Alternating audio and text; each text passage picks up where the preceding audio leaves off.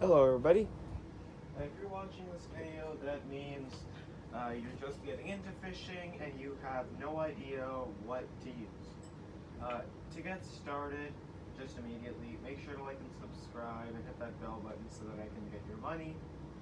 Anyway, so the rod I would start off with is just go down to Walmart or someplace like that and pick up a 6'6" to a 7-foot medium heavy spinning rod.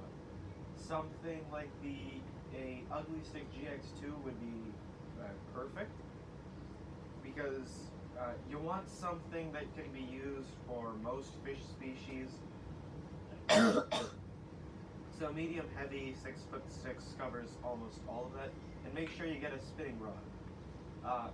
Now most combos, most rods come with a reel if you're getting them at Walmart, but if it doesn't, then get a 2,000 to 3,000 size spinning reel, like a Piscifun Viper or actually no, maybe a Piscifun Flame. I know it's a cheap reel, but I mean, for $10 you'll get into fishing and you'll learn to love it. There's also a wide selection of lures there, so I'm going to keep it simple.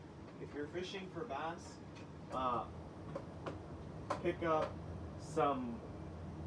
I prefer the pumpkin green. Pick up some of these, or the watermelon green. But pick up some worms. Any style will work. It doesn't really matter. Don't get anything super expensive. It's a piece of plastic. Also, pick up one crankbait. Ideally in the color which resembles the fish you have in your area. Where I live, it's primarily bluegill, so yeah, a little crankbait. And a inline spinner. A inline spinner is good for pike, walleye, bass will hit inline spinners. Basically any fish will hit a inline spinner. So again, nothing too fancy. Something like this.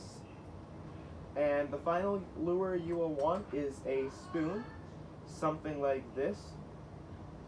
This is a 5 of diamonds. And if you want one more lure, just pick up a jig with a bucktail jig with hair on it. That's all you need to get started.